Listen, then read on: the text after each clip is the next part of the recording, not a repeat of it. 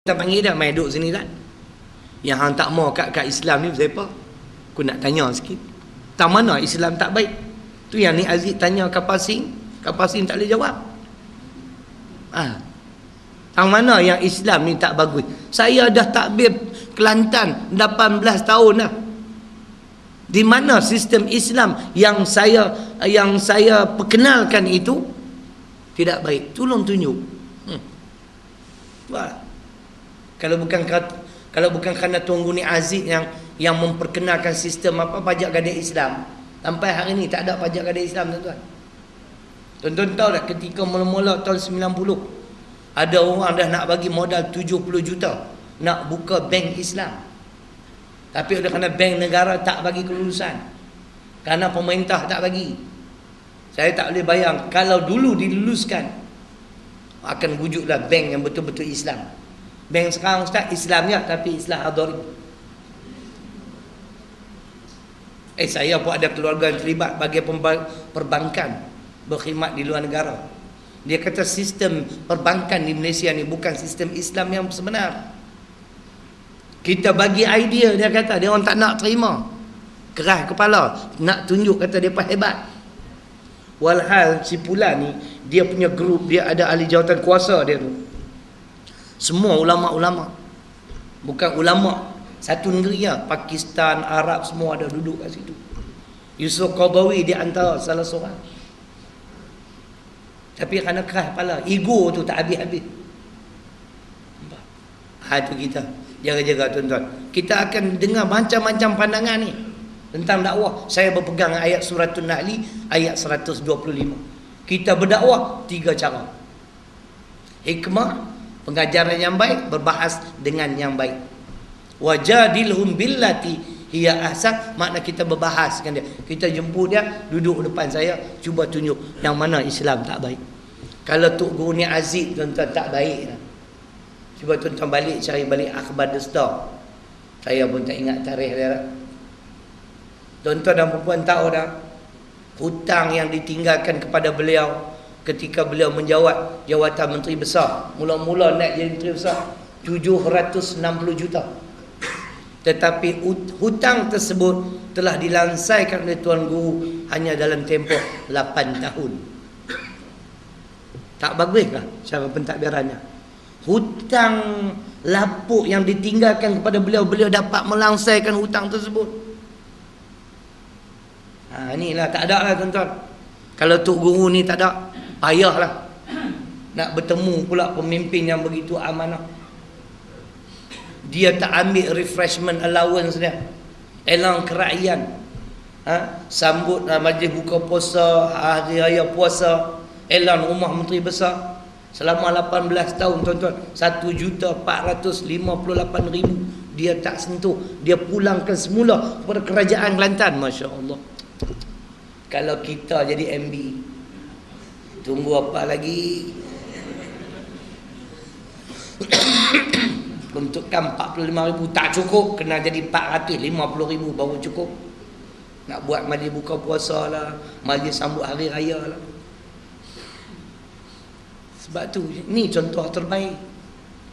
Jadi tindakan dia tak betul lah. Di Kelantan tak ada judi, tak betul kan?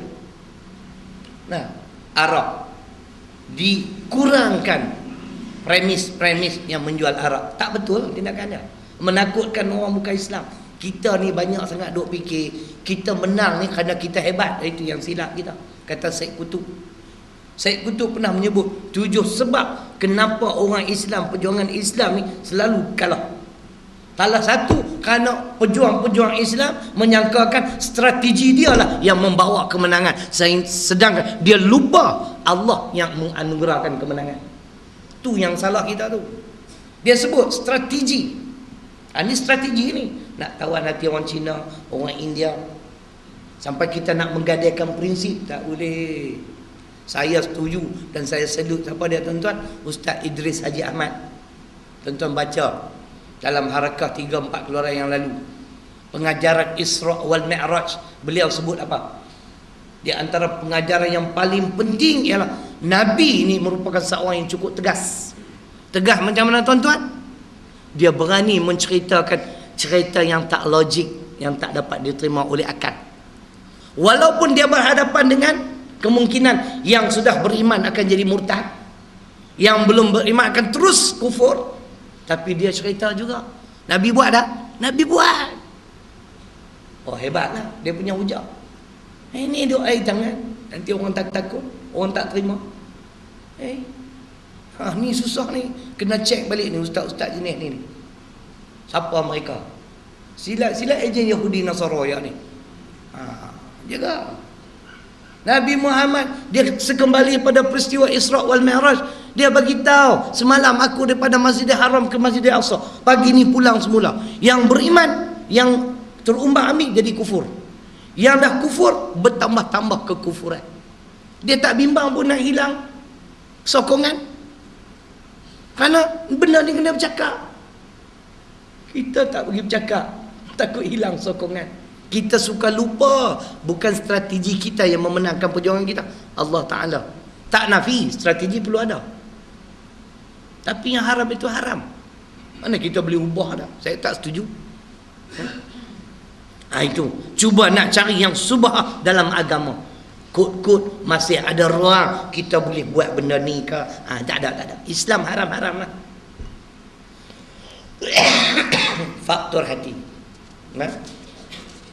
Tadi mula ke bapak tu. Sebab doktor nasihat jangan ceramah lama-lama. Saya cukup patuh kat doktor. Dan doktor kata every 15 minutes minum air. Jadi kena minum.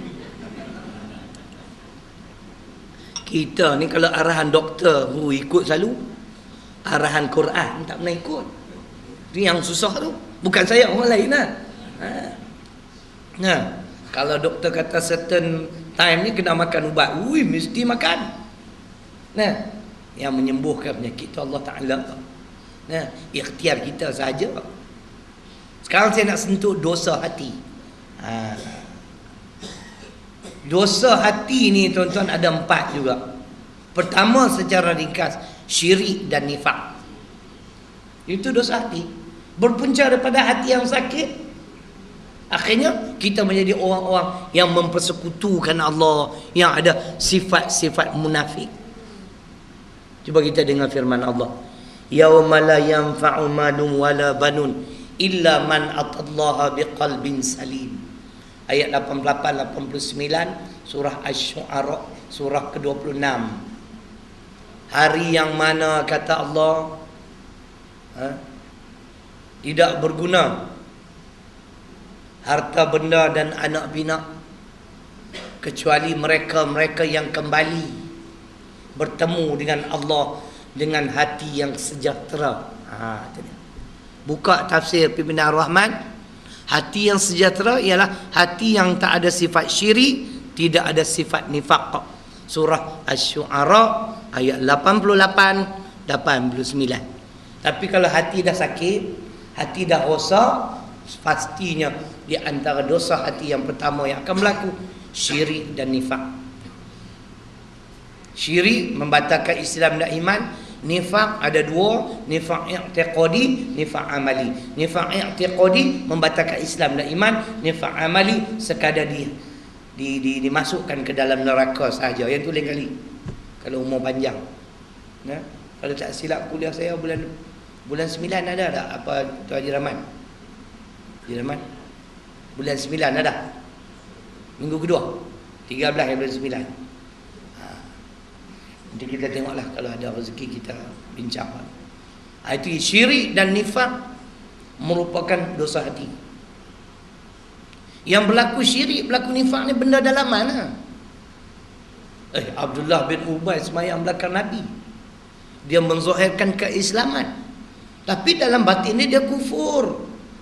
Dia tak yakin, bahkan dia benci lagi. Macam mana? Apakah sebab dia membenci Nabi sallallahu alaihi wasallam, tuan-tuan? Mengikut catatan sejarah yang saya baca, sebelum kedatangan Nabi SAW, dia ni merupakan ketua umat Islam di bumi Madinah. Dia macam JKKKP. Ada P juga. Itu yang pelik.